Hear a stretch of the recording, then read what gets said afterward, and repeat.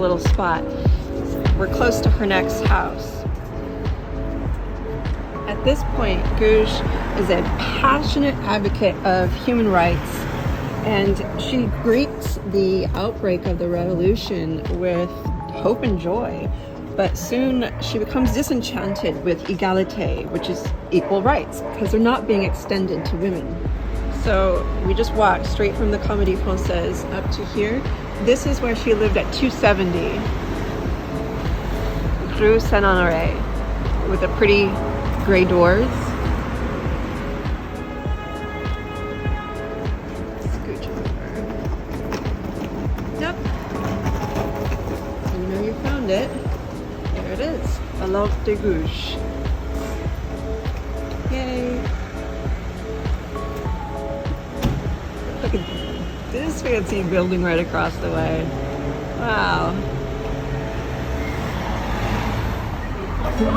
So we're leaving Olympe's house and we're just going up to the next street and taking a left and cutting in through the Tuileries, because it's going to be a lot quieter and easier for us to talk. And as you know, I like to be off the streets. So let's walk through the gardens.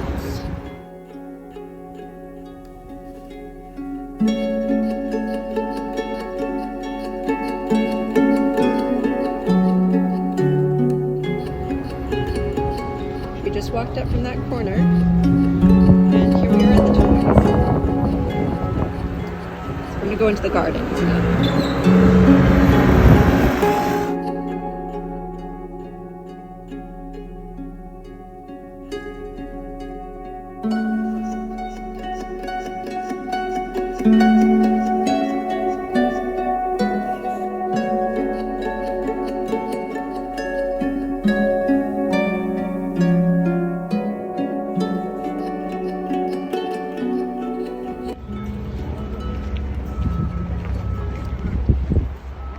This little section of the Tuileries right here is where they usually have the Ferris wheel in like the spring and summer, and during the winter this is where the Christmas market is at. You can imagine like this whole section right here is nothing but the market stalls and rides, and it's all just lined up right through here.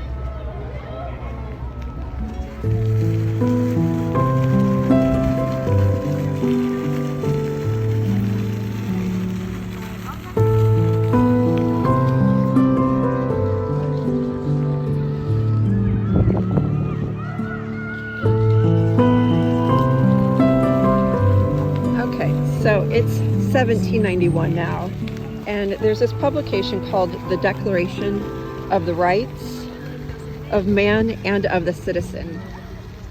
And Olympe writes her own declaration. It's called the Déclaration des droits de la femme et de la citoyenne, otherwise known as the Declaration of the Rights of Women and the Female Citizen. So it's a pamphlet.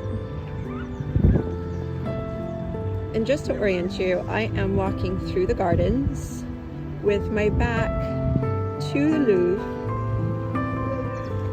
and I'm heading in this direction.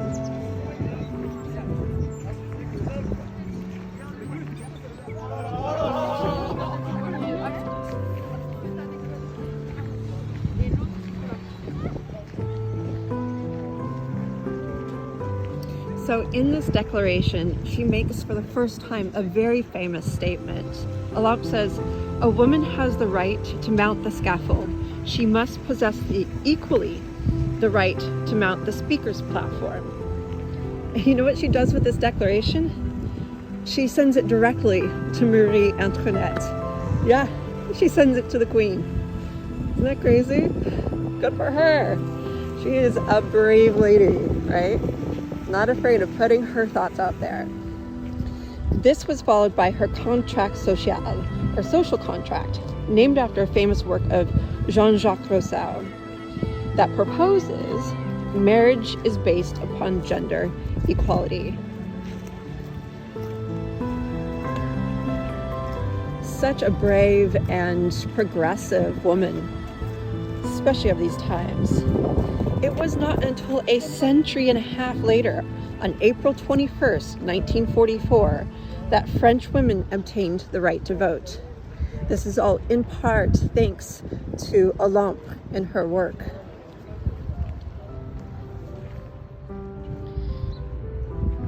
So back in the summer of 1792, Olympe moves to the house that we saw at 270 Rue Saint-Honoré. This makes her really close to the Constituent Assembly.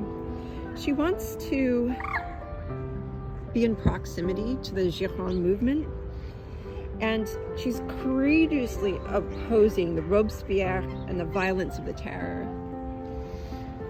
and getting even more and more courageous.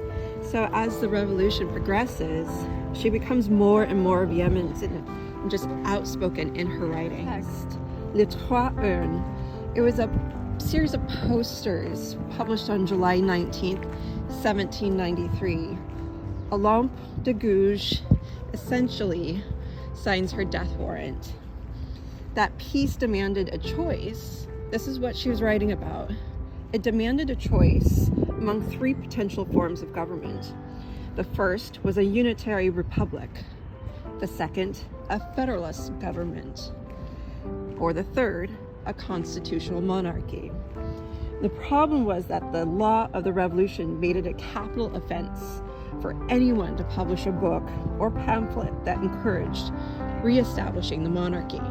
So she did this, likely knowingly, and against the law. She was arrested and held in solitary confinement in the town hall. So now she's in the town hall being held for her writings. She spends 3 months in jail without an attorney, trying to defend herself. The presiding judge denies Gouges her legal rights to a lawyer. He basically says that he's basing this decision on the grounds that she was more than capable of representing herself. It seemed as though the judge based this argument on Gouges' tendency to represent herself in her own writings.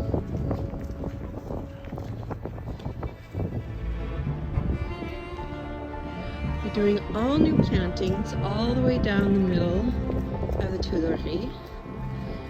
Brand new trees and spaces just in time for spring.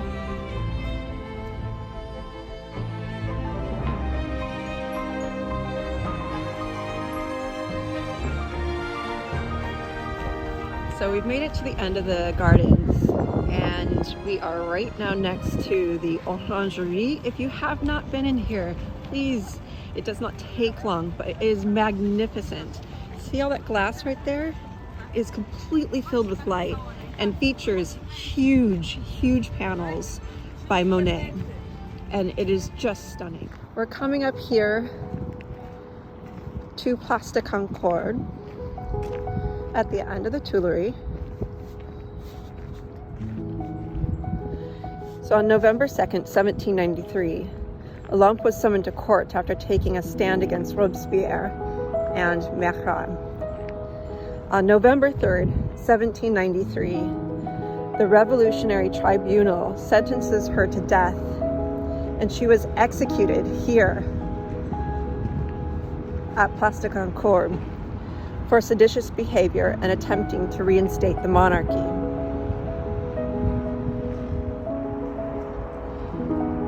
If you didn't know, the Place de la Concorde used to be known as Place de la Révolution.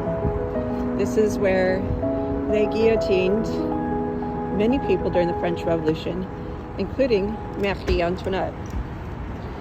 Olympe de Gouges was guillotined here at the age of 45 on November 3rd, 1793. All her life, Olympe de Gouges fought for her political ideas while fighting against multiple attacks on her literary talents, her manners, her associates. Today, she's recognized as a pioneer of French feminism.